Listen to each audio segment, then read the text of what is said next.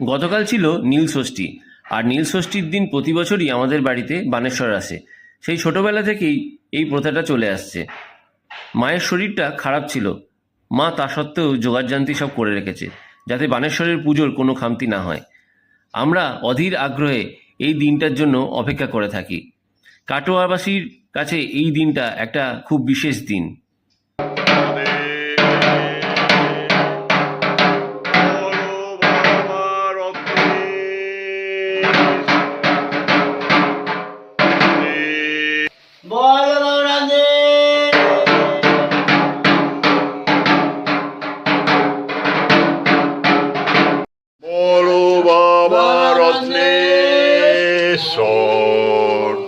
Mahadev